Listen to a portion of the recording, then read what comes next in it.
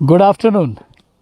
मुझे मालूम है बहुत सारे लोग ये देख रहे होंगे और ये सोच रहे होंगे कि ऐसा मंज़र कहाँ है, लेकिन मैं आपकी जानकारी के लिए बताना चाहता हूँ कि पिछले कल जो बागवानों पर कहर बरपा है, ऐसा मंज़र आपको हर बागीचे में देखने को मिलेगा। मैंने कल भी कहा था कि हम लोग जो है आपको एक ऐसी जगह लेकर जाने वाले हैं, एक ऐसी वैली में लेकर जाने वाले हैं जहाँ कुदरत की उस करिश्माई, जिसको हम करिश्मा कह रहे थे, उस करिश्माई चादर का जो दर्दनुमा मंज़र है, वो मंज़र हम आपको दिखाने वाले हैं।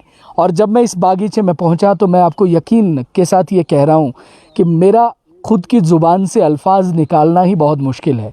ये मेरे ख़्याल से अगर इस पौधे को आप करीब से देखते हैं तो मुझे अभी भी शायद लग रहा है कि ये बहुत उम्र इस पौधे की हो गई और कितना बड़ा पौधा ये है। लेकिन अगर आप इसके हालात आज देखें तो ये बेबस पड़ा है, बेजान पड़ा है। और वो जो स्थिति है वो इस बागीचे में हर जगह है। मैंने कोशिश ये की थी कि हम लोग ना सिर्फ बागीचे को बागवानों तक पहुंचाएं, बागवानों तक उनको ये मंज़र दिखाएं, बल्कि हमारा प्रयास ये भी था कि अगर इसमें कुछ हो सकता है, यानी कोई राहत सरकार इसमें कर सकती है, या बागवान की जो उम्मीदें हैं, जो मेहनत है जो आज ख़त्म हो गई है, उस मेहनत में अगर कुछ हो सके तो हम एक छोटा सा प्रयास ज़रूर करना चाहेंगे। और इसके साथ साथ हम ये भी डेमोस्ट्रेट करने की कोशिश करेंगे कि जो ये मंज़र है, वैसे तो अगर इसके हालात आप देखें तो मुझे नहीं लगता कि रिपेयरिंग की कोई पॉसिबिलिटीज़ है, लेकिन अगर फिर भी कहीं छोटी सब मुमकिन अगर है तो वो हम ज़रूर चाहेंगे कि इसमें कुछ हो सके। मगर ये जो जालियाँ हैं, मैंने शाम के वक्त में भी एक स्ट्रीम में आपसे कहा था, इन जालियों को इस पौधे को बचाने के लिए लगाया गया था। ओलावृष्टि इस इलाके में ज़्यादा होती है और इसी वजह से यहाँ जो है ये जाली इसके ऊपर उड़ी गई थी, लेकिन अभी भी इसके ऊपर बर्फ़ है। अगर मैं नीचे आपको कैमरे के माध्यम से दिखाने की कोशिश करूँ, ये हमारा जो सुंगरी वैली है उसके साथ लगता हुआ इलाका है बलून, और हम लोग हैं इस वक्त जो गांव इसके साथ है वहाँ पर हम लोग हैं, और भजैन आई थिंक जगह का नाम है। और यहाँ पर ये मंज़र देखने के बाद मैं सीरियसली आपको कह रहा हूँ, क्योंकि इसके बाद मुझे एक और जगह विज़िट करनी है, वहाँ पर हालात इससे भी ज़्यादा बदतर हैं। लेकिन मैं आज एक चीज़ ज़रूर कहना चाहता हूँ कि ये कुदरत का कहर है, और कुदरत जिस रूप में आज कहर बन के बरसी है, मुझे नहीं लगता कि बागवान सोया होगा। जिनका ये बागीचा है उनका कहना ये है कि वो पूरी रात सो नहीं पाई है, और कल से जब हालात उन्होंने अपने बागीचे के देखे हैं, अमूमन कोई भी होगा उसका रोना लाजमी है। और ऐसी स्थिति में मैं एक बार कोशिश आपको ये करता हूँ कि हम लोग और करीब से इन स्थिति को दिखाते हैं। पौधे सिर्फ टूटे नहीं हैं, बल्कि कुछ ऐसे भी प्लांट्स हैं जो जड़ से निकल गए हैं, और जड़ से निकले हुए प्लांट्स की अगर स्थिति मैं आपको दिखाने की कोशिश करूं, कोई पॉसिबिलिटीज़ नहीं, कोई चारा बाकी नहीं रह गया। बस अगर कुछ है तो हर तरफ तबाही नज़र आती है, और इस मंज़र को देखने के बाद आंखों में आंसू आना भी लाजमी है और परेशान होना भी लाजमी है। और ये भी मैं आपको कहना चाहता हूँ कि मुझे ये भी यकीन है कि शायद ऐसी स्थिति में वो इंसान तो बात भी ना शायद कर पाए जिसके बगीचे में ये हालत हुई है। इस बर्फ़ को अक्सर एक उम्मीद के रूप में हम लोग देखते हैं, इस बर्फ़ को अक्सर हम लोग एक ख्वाहिश के रूप में देखते हैं कि अगर ये बर्फ़ गिरे तो कम से कम हमारी उम्मीदों पर खरी उतरे और ये टॉनिक का कार्य करती है। लेकिन पिछले कल जिस बर्बरता भरे नज़ारे इस बर्फ़ ने हमें दिए हैं, इसको देखने के बाद ये यकीन हो गया कि ये बेमौसमी जो बर्फ़बारी है, ये जो कुदरत का कहर है, ये हम लोगों पर ही नहीं बल्कि हिमाचल में हर बागवान के ऊपर कहर बनकर टूटा है। मैं ये ज़रूर चाहता था कि बागीचे की स्थिति हम वहाँ जाकर एक बार आपको विजिट कराएं, लेकिन बहुत सारे पौधे ऐसे हैं, मुझे लग रहा है कि शायद जो अपना जीवन खो चुके हैं, अपना अस्तित्व खो चुके हैं। ये आप देखिए, इस वक्त यहाँ जाली हटाने का कार्य चल रहा है, और अगर आप स्थिति देखें तो ये देखने के बाद मुझे नहीं लगता कि शायद आप भी खुद को रोक पाएंगे। और ये जैसे भी अब देखिए आप, टहने, इतनी मोटी मोटी टहनियाँ जिनको मेरे ख्याल से एक बागवान पूरा करने में या इतना मोटा करने में उससे बहुत वक्त लगता है। लेकिन अगर आप दूसरी ओर का नज़ारा देखें तो जहाँ जालियाँ नहीं थी वहाँ ऐसी कोई स्थिति नहीं है। यानी कल का जो स्नोफॉल है, उस स्नोफॉल में वो जो जाली जहाँ लगी थी, यानी जो अपनी सेफ्टी के लिए, प्लांट की सेफ्टी के लिए जाली लगाई गई थी, वो जाली कहर बनी है। और उस कहर का मंज़र इतना ख़तरनाक है कि मैं आपको कह रहा हूँ कि मेरा मन बिल्कुल, जिसे कहते हैं कि टूट गया। मैं खुद एक बागवान हूँ और बागवान के दिल पर इस वक्त क्या बीत रही है वो मैं अल्फाजों में शायद बयां ना कर पाऊँ। मगर ये ज़रूर है कि स्थिति हर जगह ऐसी है, जिस भी पौधे पे जाली लगी है उस पौधे की हालत खस्ती है, वो अपना अस्तित्व खो चुका है। और वो प्लांट जो है, मुझे नहीं लगता कि इसे वापस वैसा पूरा करने में जैसा ये पहले था, मुझे लग रहा है कि शायद पूरी ज़िंदगी लग जाए एक बागवान की। बहुत सारी वैरायटीज़ लगाई गई है, अच्छी अच्छी वैरायटीज़ लगाई गई है। आप अपने बागीचे में मेहनत करते हो, आप उन बागीचों पर जितना आप खर्च करते हो, ये बागवानी आर्थिकी है मेरे हिमाचल की। यहीं से तो मेरे हिमाचल की आर्थिकी चलती है, यहीं से मेरे बागवानों का घर चलता है। लेकिन आज अगर आप स्थिति देखें तो मुझे नहीं लगता ये जो मंज़र है ये देखने लायक है। ये देख सकते हैं आप, मैं आपको दिखाने की कोशिश कर रहा हूँ। ये प्लांट पूरा स्ट्रेस में चला गया है। इसने अपना, जिसे कहते हैं कि लीडर, जिसे आप कहते हैं, वो लीडर खो दिया है। जहाँ पे बांस बांधा था प्लांट, वहीं से टूट कर उखड़ गया। स्थिति देखिए। और आगे चलते हैं, आगे जब आप जाओगे तो इससे ज़्यादा ख़तरनाक स्थिति आपको देखने को मिलेगी। अभी हर पौधे की हालत बिल्कुल एक जैसी है। और अगर आप बात करें क्रॉप की, तो मैं आपको दिखाने की कोशिश करता हूं कि फसल जो है अमूमन लगभग यहाँ ठीक है, लेकिन फसल के साथ ही नुकसान हो गया। और आप देख सकते हैं, ये हम आपको दिखाने की कोशिश कर रहे हैं। ये इसको रिपेयर करोगे कैसे? इसको वापस जोड़ना मुश्किल है, क्योंकि कुदरत के कहर ने जिसे डुबो दिया है उसे वापस ठीक करना मुश्किल है शायद। अब इससे आगे जब मैं आपको लेकर जाऊंगा तो ये और भयानक होता चला जाएगा मंजर। नीचे आप देखिए, पौधा जो है जड़ से निकल गया। मैं और मेरे साथी जो कैमरामैन हैं, हम कोशिश करेंगे नीचे जाने की, कि आखिर पॉसिबिलिटीज़ हम करेंगे दिखाने की आपको एक एक कोशिश। और इसके बाद हम लोग जो हैं वो ये भी मैं आपको दिखाने की कोशिश करूंगा कि क्या इसमें रिपेयरिंग की कोई पॉसिबिलिटीज़ हैं। ये देखिए आप, जड़ से निकल गया, वज़न ये संभाल नहीं पाए, क्योंकि जालियां जो है उसको आप टाई इस तरह से करते हो कि कहीं से भी ओले की गुंजाइश ना रहे। हेल जो है एंटी हेल नट्स लगाई गई थी, यानी ओला कहीं से ना आए, इसलिए आप इस तरह से इसे टाई करते हो। तो ये शायद वज़न संभाल नहीं पाया। अगर इस पौधे को आप देखें, मैं आपको कह रहा हूँ कि मेरे चारों तरफ एक बागवान तो शायद ये मंज़र देख ही ना पाए। नीचे अब आप देखिए, नीचे जिनके बागीचे हैं वो लोग यहाँ पर कार्य कर रहे हैं और जालियों को हटाने का कार्य चल रहा है। और हमारे साथ पूर्व के जो एचडीओ रहे हैं वो भी हमारे साथ हैं यहाँ, जो हॉर्टिकल्चर में जो एचडीओ रहे हैं उन्हें हम अपने साथ लेकर इस बागीचे में आए हैं।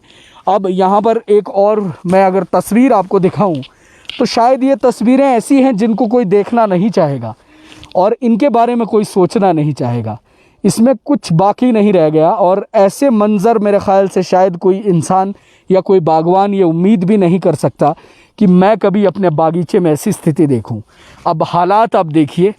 इसके बाद आइए हम लोग थोड़ा सा और नीचे जो जहाँ पर कार्य चल रहा है वहाँ जाने की हमारी कोशिशें रहेगी।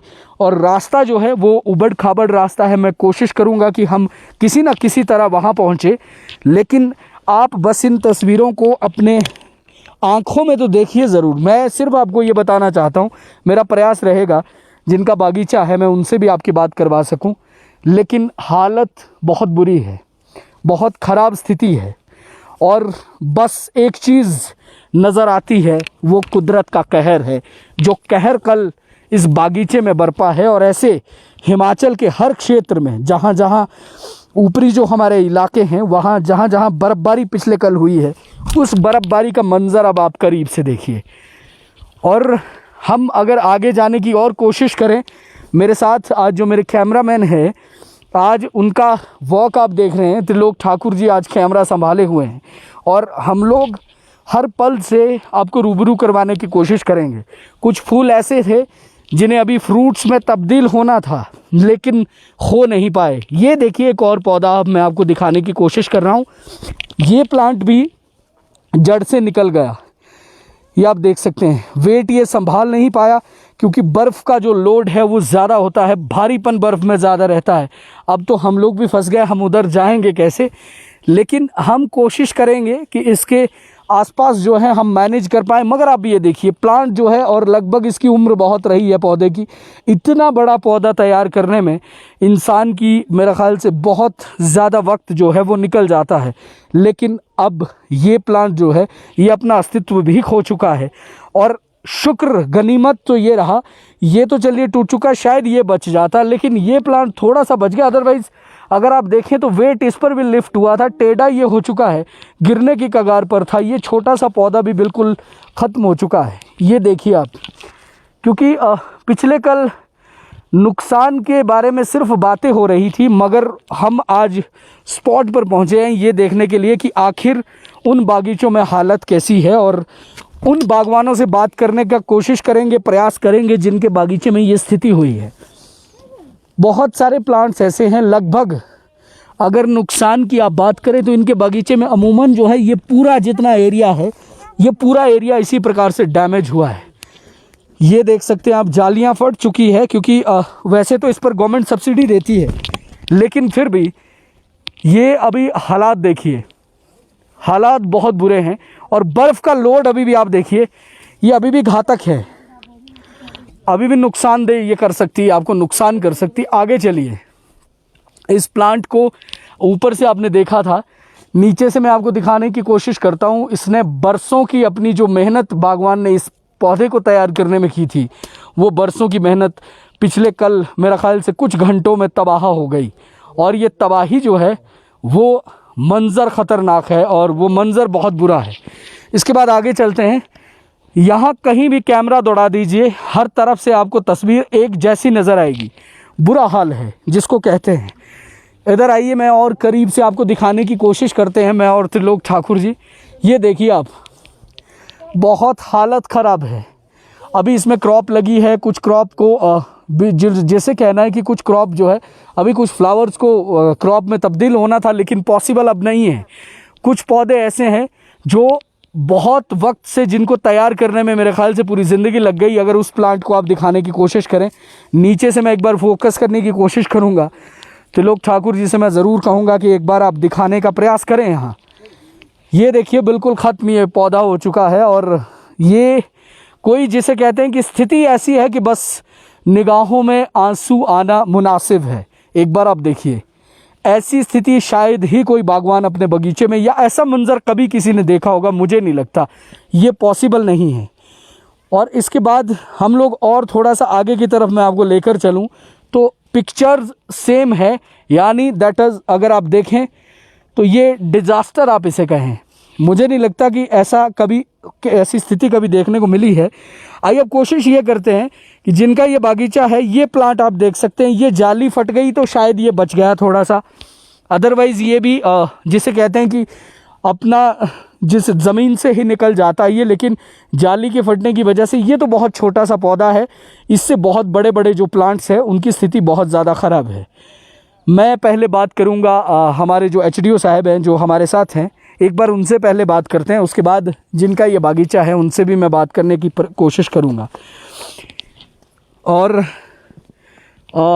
सर, सबसे पहले तो आज तो स्वागत करने योग्य स्थिति नहीं है और मैं ये नहीं कह पाऊँगा आज कि आपका JBN विज़न TV पर स्वागत है, मगर मैं ये ज़रूर कहूँगा कि हमारे एक छोटे से आग्रह पर आप जहाँ हमें लेकर आए हैं, ये जगह मुझे नहीं लगता कि मैंने पहले कभी विज़िट किया, लेकिन मैं इस स्थिति में इसे कभी विज़िट करना भी नहीं चाहता था। पर कुदरत के आगे हम भी मजबूर हैं और आप भी मजबूर।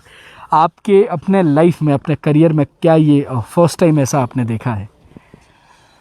जी, ये तो मेरे लंबे इस कैरियर में जो मैं विभाग से जुड़ा रहा हूँ, ऐसी परिस्थिति पहली बार आई है। लेकिन इससे हल्की 1-2 बार मैंने पहले भी परिस्थितियाँ देखी है। जैसे कि मार्च 1983 जी उस समय भी ये जो असामयिक बर्फ़ गिरी थी, जी तो काफ़ी नुकसान हुआ था हमारे इस क्षेत्र में। जी लेकिन नुकसान वो इसलिए हुआ कम क्योंकि उसमें जालियाँ नहीं थी। जी आज आप देखते हैं पूरा जो एरिया है जहाँ हम अभी स्थित हैं, इसके चारों तरफ जितनी ही जालियाँ पड़ी हैं, वो बगीचे लगभग मेरे हिसाब से तो अब रिकवरेबल नहीं हैं। जी यदि बहुत ज़्यादा मेहनत करेंगे किसान, क्योंकि मेहनती हैं किसान, हमारा कोशिश करेगा, और उद्यान विभाग और जो हमारी यूनिवर्सिटी है नौणी, उसके वैज्ञानिक इन किसानों के साथ आकर इनको ऐसे सुझाव देंगे, ऐसा मेरा मानना है कि आने वाले समय में उनकी गाइडलाइन पर जो है ये इन बगीचों को दोबारा से ला सकते हैं। लेकिन मेहनत बहुत है, और जो हम ये देख रहे हैं परिस्थितियाँ, इसमें बहुत आसान नहीं रह जाएगा ऐसे पौधों को रिपेयर करना। फिर भी कोई भी चीज़ असंभव नहीं है जी। तो हमें जो है हिम्मत, धैर्य और तकनीक के साथ चलना होगा जी। इस प्रकार से हम जो विपत्ति आई है सेब बागवानों पर जी, उससे हम जो है बाहर निकल सकते हैं। मैं डॉक्टर साहब आपको थोड़ा सा रोकना चाहूँगा। मैं चाहूँगा मैम एक बार आप इधर आ जाएं। मैम जिनका ये बगीचा है, निर्मला मैम, हमारी सबकी संवेदनाएं आपके साथ है, और ये जो दर्द मैं आपकी आंखों में देख पा रहा हूँ। जब आपने ये स्थिति देखी तो आपको उस वक्त जो महसूस हुआ है वो हम सब जानते हैं, लेकिन क्या कभी सोचा था ऐसा होगा? सबसे पहले तो मैं जीवन टीवी का नमस्कार करती हूँ। जब सुबह वो 5-6 बजे बर्फ़ लगी जी, तो बाहर निकले, बाहर घर के साथ ही इस साइड को आए तो ऊपर को गए, बगीचा देखे। मैं तो अंदर गई, बस सो गई जी। हिम्मत ही नहीं थी खड़े उठने की। मैं कहा क्या करे जी, इतनी मेहनत करके हर साल हम बगीचे में ही, बगीचे में क्या काम करते, बगीचे का बाकी कुछ नहीं। ये देखो बस हमारे तो अभी पीछे भी दिसंबर और नवंबर में बर्फ़ लगी थी, तभी हमारे पौधे टूटे। और अभी तो हम तो ये डालते कि मैं कहा चलो जाड़ियाँ पड़ी, ओला हमारा बहुत आता इधर जी। मैं कहा हम जाड़ियाँ डालते, जाड़ियाँ डाल के जिन्होंने जाड़ियाँ डाली सबको बोलती हूँ मैं तो, सबके बुरे हाल, इतने दुख में कि दुख सहन नहीं कर सकते। आपके लगभग कितने पौधे इस पे खत्म हुए हैं? खत्म हो गए मेरे ख्याल 200-250 पौधों का जो नुकसान है, वो हालत ऐसी है। मैं आपको ये कहना चाहता हूँ हमारे व्यूवर्स को, ये अभी निर्मला चौहान जी का बगीचा है। इसके बाद जिस लोकेशन पर मैं आपको लेकर जाने वाला हूँ, वहाँ कम से कम 50 जो बागवान हैं वो हमारा वेट कर रहे हैं, और वहाँ स्थिति इससे भी ज़्यादा ख़राब है। मगर हालत आपको हर जगह ऐसी मिलेगी, लेकिन बागवानी के क्षेत्र में ऐसा मंजर कभी आएगा, शायद ये किसी ने नहीं सोचा था। क्या आपने कभी ऐसा सोचा था? नहीं, कभी नहीं, और अभी तक ना हुआ ऐसा। और बस जो हमने खुशी के लिए बस ये था कि हमारा उलाता हर साल मेरे को उलाता था। फिर मैं कहा चलो जाड़ियाँ डाल देते। मैं अब तो खुश थे, ये तो सोचा ही नहीं कि बर्फ़ लगेगी, ऐसा होगा। पहले दिन रखते निकाल के जी, ये तो एकदम सारे, क्योंकि इसमें जो अगर मैं खर्चे की बात करूं तो जाली लगाने में भी बहुत कॉस्ट आती है, वो भी एक नुकसान आपका है खर्चा। तो अभी सरकार से किसी तरह के कोई आग्रह करना चाहेंगे? वो तो अब पता नहीं, हम तो ये बोलते हैं। मैं कहा चलो हमारा नहीं, जो हमारे भाई लोग सारे है, गरीब आदमी है बेचारे बहुत है, उनका तो थोड़ा ध्यान दे। बिल्कुल, हाँ जी, मतलब किसी न किसी रूप में जो है वो सहयोग मिलना चाहिए। और ऐसे जो बागवान जो भी हमारे चारों के कईयों के तो 100 पौधे, 100 पौधे के ऊपर जालियाँ लगाई, 100 पौधे खत्म। ओहो, पूरा बगीचा पूरे बगीचे खत्म। हमारे में 200-250 पौधे यहाँ हैं, और 2 बगीचे और वो भी खत्म है। फिर अब क्या बोलना, अब तो एक ही दुख सहना पड़ेगा। मैं तो सभी भगवान भाइयों को यही बोलती हूँ कि अब दुख सहना पड़ेगा। तो क्या, इंसान जो है पौधों को बच्चों की तरह पालता है, बच्चों की तरह। मैं कहा अगर एक टहना काटते, मैं तो अपने नेपाली को बोलती, मैं कहते ने टहना काट दिया, देखना इसमें पेस्ट लगाना। आज देखो, आज तो मैं कहा अब सह नहीं सकते, देखने का मन नहीं कर रहा है, देखने का मन नहीं कर रहा। डॉक्टर साहब मैं ज़रूर आपसे एक बार, शुक्रिया मैम आपका, धन्यवाद जी। डॉक्टर साहब एक चीज़ मैं आपसे ज़रूर जानना चाहूँगा कि क्या इसमें कुछ पॉसिबिलिटीज़ अब बाकी है? एक मेरा और सवाल आपसे है, अगर ऐसा मंजर आना ही है तो फिर बागवानी के क्षेत्र में हम लोग इतना पीछे अभी क्यों हैं? जहाँ तक तो इसके रिपेयर की है या इन बगीचों को रिजुविनेट करने की बात है, वो मैं पहले भी कह चुका हूँ कि ये पॉसिबल है जी मेहनत के साथ जी। और जहाँ तक बात हमारी बागवानी की है, हम तो अब कुदरत के साथ क्या कर सकते हैं। ये जालियाँ, ऐसा कोई सिस्टम हमारे पास बन नहीं सकता जो जाली को खोलें या तुरंत जो है वो वापस जोड़ें, क्योंकि हमारा जो ये विगरस प्लांट है इस पर ऐसे कोई चैनल लगाना या कोई ऐसे कोई सिस्टम लगाना काफ़ी ज़्यादा कॉस्टली है। और अब हमें तो इन बांस पर ही निर्भर रहना पड़ेगा, लेकिन बांस भी हमारे पास इतना कच्चा आ रहा है, बिल्कुल जैसे ही मतलब इमेच्योर किस्म का जो बांस है, क्योंकि इसकी डिमांड ज़्यादा हो गई तो ये इमेच्योर किस्म का बांस जो आप देखेंगे, कोई कोई बांस इसमें टूटा है जी, पूरे बांस नहीं टूटे हैं जी। जहाँ पूरे बांस नहीं टूटे हैं वहाँ स्थिति कुछ ठीक है, थोड़ी सी नॉर्मल है। हाँ, नॉर्मल है। और इन चीज़ों में आने वाले समय में सुधार करना पड़ेगा। और बाकी तो अब जो स्थिति ये बनी है जी पूरे शिमला ज़िले में, मैं समझता हूँ तो इस पर तो सरकार को गौर करना ही चाहिए जी। और किसानों के हित में जो है इस वक्त जैसे कोविड का प्रॉब्लम चल रहा है, ऐसे ही जो है ये दूसरी आपदा जो है हमारे सेब बागवानों पर आई है, तो अपील ही कर सकते हैं बिल्कुल जो सरकारें हैं वो आगे आएं, किसानों की सहायता करें और हर संभव मदद जो है इस समय किसानों की करना निहायत ज़रूरी हो जाएगा। बिल्कुल। एक आपने जो सवाल ये बांस वाला, हम भी एक परमानेंट स्ट्रक्चर तो पॉसिबल नहीं है, संभव नहीं है, लेकिन कम से कम कुछ तो जो है वो तैयारी इतनी बेहतर हो कि कम से कम, पर अब नेचुरल जो डिजास्टर है उसके साथ कुछ नहीं किया जा सकता, कुछ नहीं किया जा सकता। इसमें तो एक बहुत बड़ा फैक्टर जो हम ज़्यादातर सोशल मीडिया पर देखते रहते हैं कि जी वहाँ आग लग गई, वहाँ जंगल जला दिए, वहाँ पेड़ काट दिए, वो सब चल रहा है। सब अपने अपने आप को जो है पर्यावरणविद मानते हैं, लेकिन जो फील्ड में जो हमारा जो ज़ीरो ग्राउंड लेवल पे जो वर्क है वो ज़ीरो है।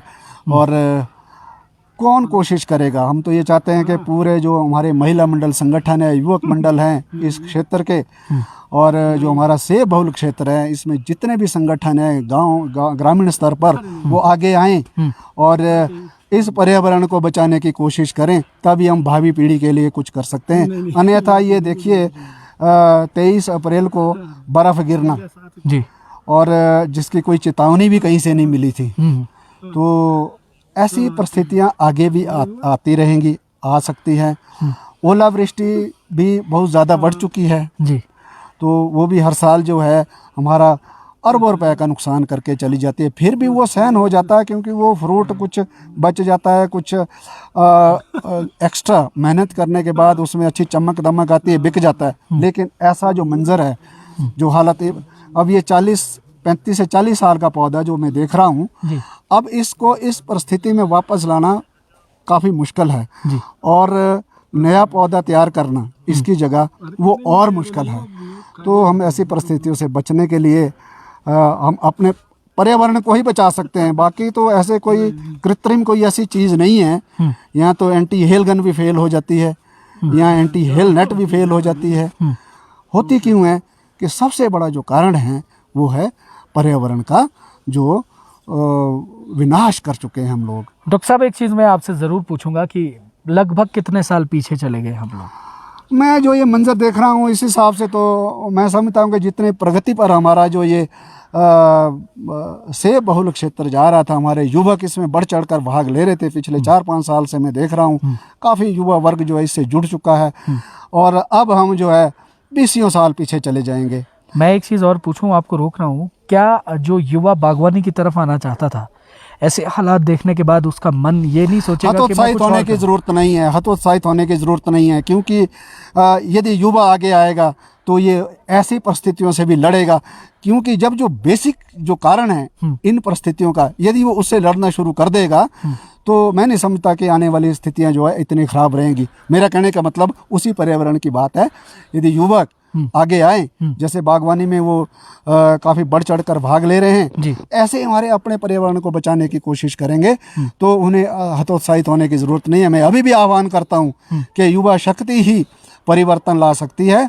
आप आएँ, ऐसे जैसी आपदाएं हैं, विपदाएं हैं, इनसे भी मानव जो है लड़कर आगे निकल जाता है। मैं ये देख रहा हूँ कि यदि हम इस बगीचे की जो क्रॉप है उसको भी बचा पाएंगे जी, वो भी एक बहुत बड़ा एसेट होगा इस साल के लिए। हालांकि पौधा जो है आधे से ऊपर नष्ट हो चुका है, फिर भी इसमें क्रॉप इतनी अच्छी है, वो एक सबलता प्रदान करेगा बागवान के लिए। तो हमें जो है दिल छोटा नहीं करना चाहिए, क्योंकि अब ये जो हो चुका है ये तो खैर असहनीय है और अपूरणीय। मैं एक चीज़ और आपसे कहना चाहूँगा, जो तो ये वाला प्लांट है जी, ये तो बहुत एक छोटा हमने प्लांट लिया है, इससे हाँ। बड़े बड़े जो प्लांट है वो तबाही के मंजर में नष्ट हुए हैं। इसमें मैं एक डेमो इसमें दूंगा, बिल्कुल। क्योंकि जो परिस्थिति उस पेड़ की है इसकी भी लगभग वैसी है, वो बड़ा है ये छोटा है। मैं तो बिल्कुल हमको डेमोस्ट्रेशन करना हम क्या है, चाहेंगे हमको करना क्या है जी, कि बहुत ज़्यादा इसमें जो है कोई केमिकल लेने की ज़रूरत नहीं है इस वक्त। जी जो घाव इस तरह के बने हैं, जी, ये एक बार घाव। करीब से मैं चाहूंगा कैमरे पे आप ये फोकस घाव करें। देखिए। अब इस टहनी को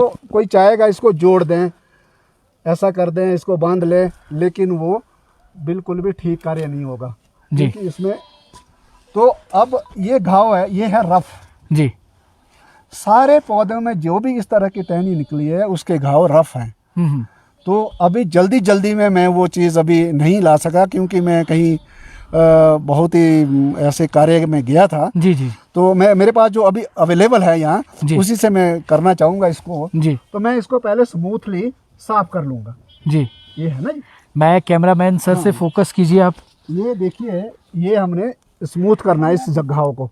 हम्म, इस घाव को हमने जो है, जो इसमें काफ़ी ज़्यादा रफनेस थी उसको हटा देना है। ठीक है जी, बिल्कुल इसको प्लेन हमें करना हाँ है। प्लेन करना है। और ये चाकू से होगा, क्योंकि मैं अभी जिस कैंची से कर रहा हूँ ये काफ़ी खतरनाक हो सकता है हाथ के लिए। जी जी, तो अब हमारे पास इस वक्त जल्दी जल्दी में औजार जो है वो चाकू नहीं था। जी अब ये साफ हो गया, ये देखिए बिल्कुल स्मूथली साफ हो गया। ये जी डॉक्टर साहब, है ना ये। तो अब हम इसमें देखिए, ये मैंने इसको थोड़ा सा जख्म को जो है हरा किया है। जी ये क्या होगा कि अभी टिश्यू मल्टीप्लाई होंगे, ग्रोथ पीरियड है ना, जी जी तो टिश्यू मल्टीप्लाई होंगे। जी, तो ये रिकवर करना जो है वो तेजी से करें। इसमें मैंने क्या मिलाया, जी। एक भाग गोबर, ताज़ा गोबर गाय का, जी और एक भाग लाल मिट्टी या चिकनी मिट्टी जिसको बोलते हैं, जी, पानी, ताकि ये इस तरह पेस्ट सा का आपने लेप बना बने, दिया। पेस्ट सा बने। जी, और ये मैंने इसमें लगा दिया।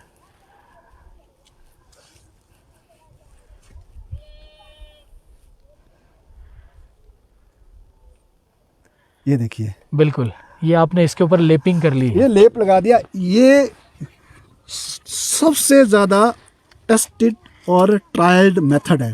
जी यदि आपने किसी स्वस्थ पौधे की खाल को जो किसी प्रकार से डैमेज हुई हो उसको यदि रिकवर करना है, एक भाग ताज़ा गाय का गोबर और एक भाग चिकनी मिट्टी और पानी उसमें इतना मिलाना है कि वो पेस्ट जैसा बन जाए। जी, वो यदि आप लगाते हैं तो आप जो इसको 100% इसी सीज़न में इस घाव को जो है